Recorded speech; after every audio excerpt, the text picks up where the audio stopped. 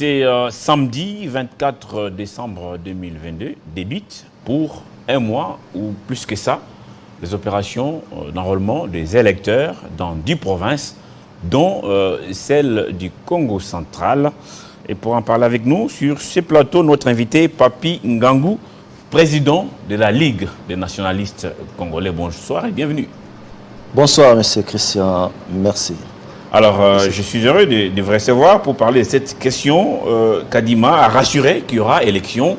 Et ça, c'est un premier pas pour vous, qu'il y aura effectivement élection l'année prochaine. Oui, effectivement, moi, je crois à ce que la CENI a bâti comme travail à la tête le président Kadima. Tout simplement parce que c'est en fait une impression de la volonté politique du président de la République.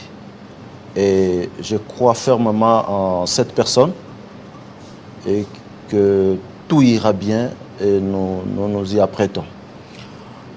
Comment ça se passe au niveau de l'OSI? C'est votre fief parce que vous encadrez notamment ces jeunes. Qu'est-ce qui se passe? Est-ce qu'ils ont été sensibilisés par rapport à ces opérations qui débutent demain? Oui, j'avais envoyé des équipes, je dirais, sur terrain qui sont en train de travailler pour en parler, sensibiliser cette jeunesse qui, peut-être hier, on pouvait ignorer, mais aujourd'hui, c'est une responsabilité. Ça va de notre responsabilité en tant que jeunes d'aller nous présenter en tant que tel. C'est une demande, un appel formel du président de la République. Et déjà nous aussi au niveau de LNC, qu'à cela ne tienne, très bientôt nous nous y rendons personnellement avec toutes les bases de Kinshasa, du Congo central, du monde entier je dirais. L'invitation a déjà été lancée et très bientôt nous serons là aussi pour en parler en public. Et c'est un devoir. C'est un parti politique, LNC, si ça l'est, est-ce que c'est un parti qui a de l'ancrage au niveau national? Oui, la Ligue des nationalistes congolais, c'est un parti politique que le peuple louosien a voulu. Et avec mon initiation, le parti a été mis en place. Très bientôt, nous allons nous y rendre, précisément à Louosi, pour présenter ces partis que les Louosiens ont voulu avoir, comme le leur, pas seulement le leur, mais c'est en fait une identité. Ce peuple veut s'identifier au travers de ces partis pour enfin réclamer, sinon défendre ses intérêts. Et donc c'est un parti politique en cours d'être installé. Évidemment, nous ne sommes pas encore à l'arrière-pays dans tous les coins, parce que c'est récemment ici que nous sommes en train d'entrer dans le jeu. Mais dans le bref délai, vous allez voir nos drapeaux flotter de partout le monde. Déjà, les voix s'élèvent pour crier tricherie. Vous avez suivi Martin Fayoulou, l'opposant, ou les résistants, comme il aime bien qu'on l'appelle, parler déjà de la fraude par rapport au temps imparti. Un mois, plutôt plus 40 jours, c'est trop peu pour enrôler l'ensemble des Congolais, ceux qui sont éligibles, donc ceux qui sont majeurs, ceux qui sont appelés à aller se faire identifier. Est-ce que c'est la lecture que vous avez aussi, vous qui êtes dans l'encadrement de ces jeunes, les jeunes qui sont très nombreux aujourd'hui, qui ont l'âge de voter? Je dirais, moi je suis optimiste parce que la CENI regorge en elle des experts, des techniciens en la matière. Donc, ils nous ont présenté un calendrier, serré ou coincé soit-il, mais pour nous, acteurs politiques, à ce point, je pense que nous devons travailler d'arrache-pied pour nous accommoder avec cette réalité. Sinon, nous préparer davantage. Crier tricherie bien avant même les échéances, je pense que c'est déjà proclamer son échec.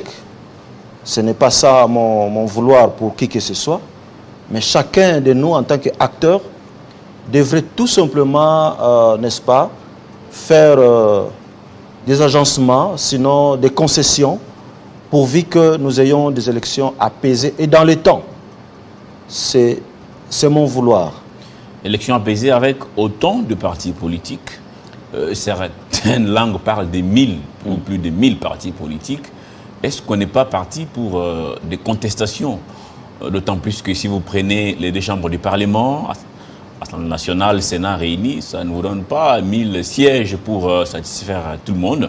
Est-ce qu'on n'est pas parti là pour embarquer pour d'autres contestations? D'abord, il faut noter que le parti politique n'est pas essentiellement créé pour aller dans des élections. L'objectif recherché pour un parti mis en place, tel que nous, à LNC, c'est aller, n'est-ce pas, rechercher le développement à la base. Donc accompagner les autres? Pas nécessairement accompagner les autres. Travailler. C'est quoi alors votre idéologie? Travailler avec. On ne travaille pas seul. Il ne suffira pas d'avoir un seul parti politique au Congo pour dire que c'est ce qu'il a fallu faire. Je pense qu'il faut que nos compatriotes aillent en arrière-pays pour voir quelle est la grandeur, ou sinon, même à travers la carte de notre pays, vous comprendrez que notre pays est immense et très grand. Ce qui fait que vous croirez peut-être que 1000 c'est beaucoup, mais comparez ça à notre espace territorial, vous comprendrez réellement que ça valait la peine. Et que cela n'effraie personne. Pour nous qui venons aujourd'hui, ce n'est pas que nous venons déborder la vase où se trouverait le nombre de partis, mais plutôt nous venons pour accomplir notre tâche. Et je le dis haut et fort, que c'est aux côtés du chef de l'État, qui est le président de la République, Félix-Antoine Tshisekedi Tshilombo, parce que nous partons sur des bases telles que nous devons soutenir le papa de la maison, parce que c'est au travers de celui-ci que va notre bénédiction, c'est la parole de Dieu. L'OSI a combien d'élus actuellement? Sur le plan national, nous n'avons qu'un seul député national. Et en Kikongo, on dit Lembo Mosika Sukulanga Ziziko. Nous travaillons pour que le nombre de sièges soit doublé, pourquoi pas triplé. Nous condamnons cela d'ailleurs, parce que depuis le temps, on nous colle plus ou moins 200 000 habitants, plus ou moins 50 000 enrôlés. Ça ne suffit pas pour nous. La CENI doit revoir les calculs, doit revoir les tirs, et nous voulons voir les choses changer. Alors, par rapport au nombre des kits d'enrôlement, est-ce que vous êtes imprégné? Parce que là, il faut corriger cela. Vous voulez avoir au moins 2 élus nationaux. Il faut un enrôlement massif. Et par rapport au temps imparti, enrôlement massif veut dire multiplier le nombre des bureaux d'enrôlement. Certainement. Très bientôt, je crois, dans les jours qui suivent, notre chargé de relations avec le parti politique, sinon la CENI, va s'y rendre, précisément à l'OSI, pour aller discuter de cette question, n'est-ce pas, pour voir comment vraiment, même dans le... si vous allez chez les riverains, nous appelons ça les riverains, longtemps aussi oubliés, pas assez de bureaux, le long du fleuve, c'est pendant que nous avons autant de villages. Hein, vous prenez Boulou, Bidi, pour ne citer que cela. Nous avons reçu, nous, au niveau de notre parti, moi personnellement, des réclamations telles que il y a des distances qui les éloignent, qui font que nous n'ayons pas assez d'enrôlés. Est-ce qu'il y a des routes? Est-ce que tout est mis en place pour faciliter cet enrôlement massif des électeurs? Les routes, c'est vrai que c'est un des problèmes majeurs, l'accessibilité, mais je crois que nous ne sommes pas en train de considérer ça comme un élément qui pourra nous freiner. Nous avons cette volonté. La population est bel et bien sensibilisée pour que, même s'il faut y aller à pied, nous irons là-bas, dans tous les bureaux qui seront, n'est-ce pas, installés, pour que nous puissions, n'est-ce pas, nous choisir nous-mêmes nos députés, parce que l'Ouosi mérite mieux. L'Ouosi mérite mieux. En 2018, la population de l'Ouosi était allée aux urnes, notamment pour les changements. Aujourd'hui, vous invitez cette même population à s'enrôler massivement. Déjà, comment vous faites les bilans? Qu'est-ce qu'il y a eu des réalisations au niveau de l'Ouosi? Vous qui êtes dans l'Union sacrée, vous êtes derrière les candidats qui est Sekedi, parce qu'il va se représenter bien évidemment. Qu'est-ce qui a été fait à l'Ouosi pour pousser encore une fois cette population à aller voter, ou bien aller s'enrôler d'abord massivement, puis voter ses futurs élus? Moi, personnellement, ou sinon au niveau de notre parti politique, nous avons donné un message clair que je répète ici pour dire que longtemps, plus de 2 décennies, l'Ouosi a œuvré dans l'opposition, dans des critiques, dans des pleurs, dans des réclamations, et en désaccord même avec les autorités étatiques établies. Cela n'a pas profité à ce peuple. Aujourd'hui, nous disons clairement qu'il faut être en harmonie avec les papas dans la maison pour jouir de sa bénédiction. Mais généralement, ceux qui sont élus disent « je suis élu pour et les opposants et ceux qui m'ont porté leur voix ». Pourquoi cette discrimination à la fin? Parce que, à vous entendre parler, c'est comme si l'Ouosi n'a rien bénéficié. Même si vous n'avez pas voulu le dire clairement. Oui, l'Ouosi n'a rien bénéficié. Ici, je ne saurais pas condamner ceux qui m'ont précédé, mais aujourd'hui, nous venons nous accomplir ce qui est juste. Nous venons accomplir notre tâche. Là où nos vies se sont limitées, ça a été moins suffisant. Nous voulons aller plus loin avec une vision claire de changer l'historique, si pas changer, mais d'amender la thématique de la compréhension de Manyanga.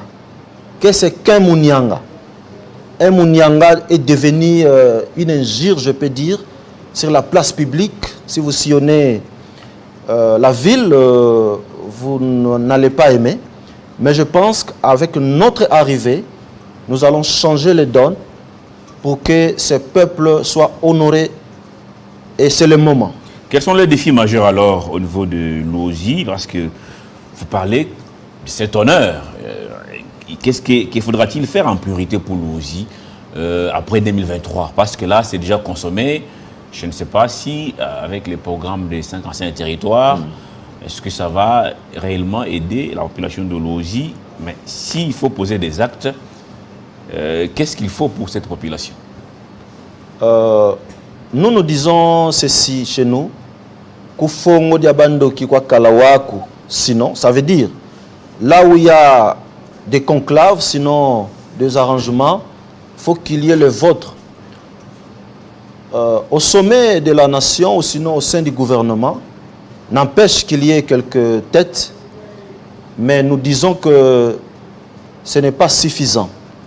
Alors, l'Ouosi, dans l'exercice du pouvoir que nous sommes déjà en train de préparer avec toute l'équipe, les compatriotes, en harmonie avec le chef de l'État, sûrement demain, l'Ouosi aura des représentants qui vont rendre compte jour pour jour et qui vont plaider, qui auront leur place au sommet de l'État, qui auront leur place dans toutes les institutions possibles. Donc là, l'actuel élu était alors inaudible.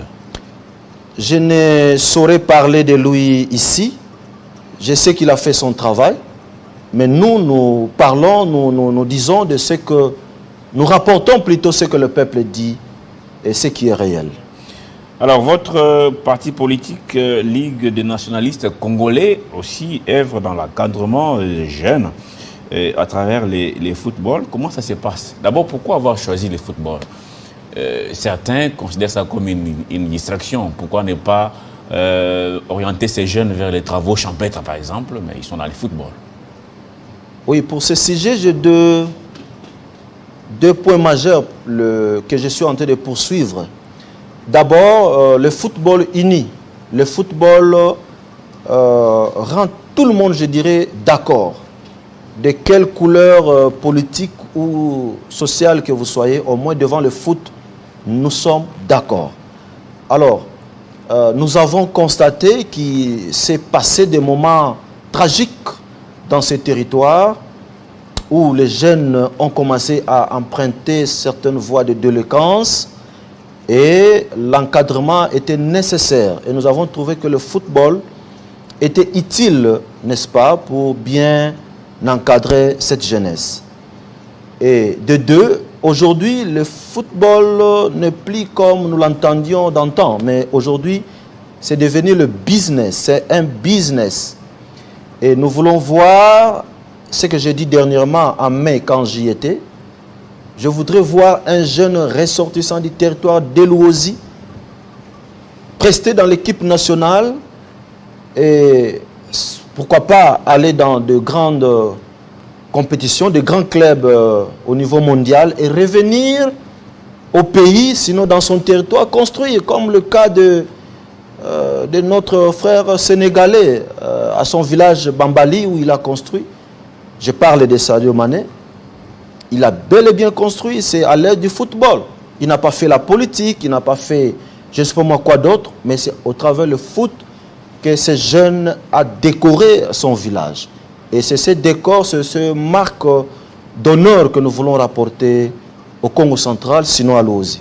Alors, comment ça s'organise sur terrain? Est-ce que vous avez des équipes de football pour votre parti politique ou vous êtes comme un sponsor pour certaines équipes locales? Comment ça se passe cet encadrement d'une manière pratique? Ok, à ce point, ça tournait un peu pour voir s'il faut se doter d'une équipe. Mais après réflexion, j'ai retenu qu'il a fallu être au milieu de tous. Les Louosiens aiment bien les sports, le football. Alors, c'est tous les 4 coins du territoire que nous avons unis pour former un corps. C'est pour, n'est-ce pas, mettre en place cette union, cette unité entre peuples que je vais bien avoir. Voilà pourquoi j'ai voulu bien aller commencer avec la division scolaire qui est le PSP, avec les écoles, les jeunes talentueux sont là, ils prestent, ça se passe bien. Et au moment venu, nous passerons aussi encadrer les autonomes. Là, il y a aussi des talentueux. Donc, je suis avec tout le monde, toute équipe confondue. Je suis au milieu, n'est-ce pas, d'elle, pour qu'ensemble, nous formons un corps qu'on appelle l'Ouozi. Papi Ngangou, vous êtes président de LNC, notre parti politique. Vous avez suivi l'actualité à travers les pays, notamment aujourd'hui à Rutshuru, ces retraits conditionnés du M23. M23 qui se retire, mais qui conditionne ces retraits notamment parce que les partis libérés vont être occupés uniquement par la force régionale. Comment vous jugez cette attitude, vous qui êtes des lignons sacrés? Rutshuru, à quelques kilomètres près de Goma, je pense que Goma n'est pas prêt. Je suis passé par là le vendredi passé, à Goma. Tout va bien, tout est calme.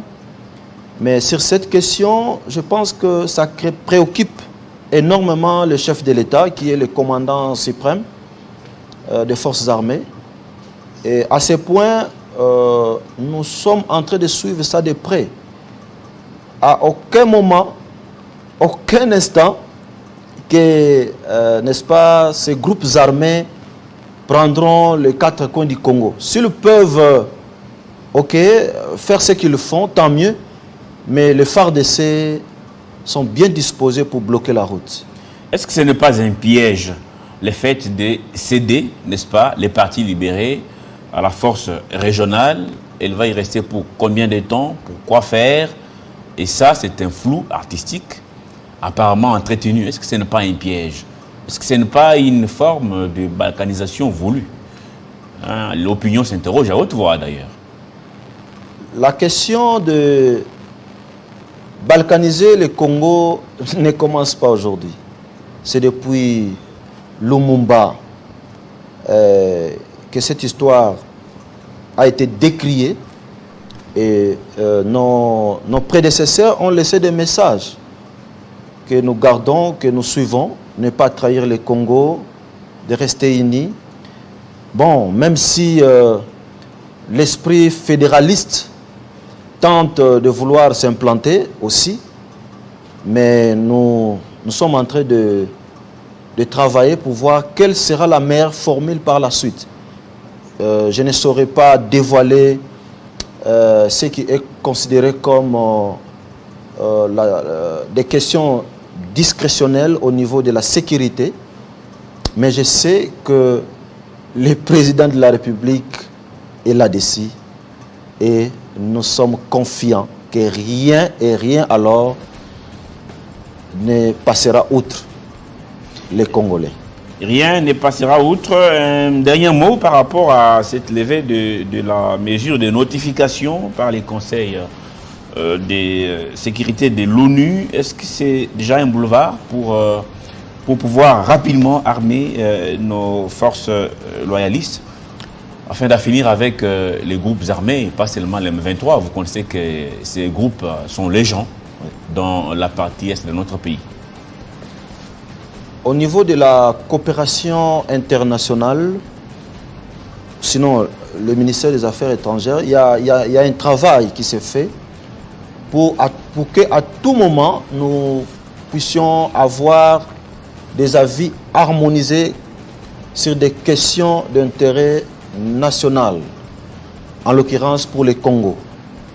Et je pense qu'à ce point, que ce soit l'ONU ou les forces étrangères, nous, Congolais, ou sinon nous, au niveau de LNC, Ligue des nationalistes congolais, nous invitons le monde entier à écouter la voix du Congo. Et il faut aller à l'arrière-pays pour comprendre quel est l'intérêt de la paix. À Kinshasa, peut-être quand nous sommes dans le boulevard, on ne sait pas trop puiser, mais allez-y à l'intérieur, vous comprendrez. Et donc, c'est nous qui avons ces devoirs. Moi, personnellement, je le dis, que nous avons, n'est-ce pas, une ligne de conduite que nous suivons. C'est de protéger les Congos. C'est notre devoir. L'ami peut venir, comme le pays voisin, les Occidentaux, c'est très bien, mais c'est à nous d'exprimer ou sinon de présenter notre ligne de défense. Et cela est en train d'être fait, je venais de vous le dire tout à l'heure, par notre force armée congolaise. Cela est en train d'être fait, le Congo restera un et indivisible, disait le feu maréchal Mobutu. Papi Ngangou, président de la Ligue des nationalistes congolais, merci d'avoir été le nôtre pour ce soir. J'espère vous retrouver dans pas longtemps pour parler, peut-être faire le bilan de ces opérations d'enrôlement des électeurs, notamment dans les territoires des Louosi. C'est votre fief électoral. Merci beaucoup, cher Crispin, pour cette invitation. C'est plutôt le territoire de Louosi qui est honoré. Parce que nous avons dit que la honte ne sera plus notre partage. Le ridicule ne sera plus notre partage. Le manque ne sera plus notre partage, ni le dernier point, sinon la dernière ligne. Nous voulons nous afficher pour travailler pour l'intérêt du Congo. Louosi a, selon son histoire, a beaucoup donné sur le plan prophétique, sur le plan politique, pour ne pas citer Daniel, Thomas, Kanza, pour ne pas citer Kimbangu, pour ne pas citer Nemwandansemi. Et je pense que cette jeunesse est responsable aujourd'hui maintenant pour prendre la défense. Bonne chance en tout cas pour la suite. J'espère que vous aurez 2 ou 3 élus. Pourquoi pas si la population s'enrôle massivement. Oui, Kindirect s'arrête par ici. Dans quelques instants, la grande édition du journal, ça sera avec Gaëtan Kouba Boranzi. Je vous retrouve prochainement. Au revoir.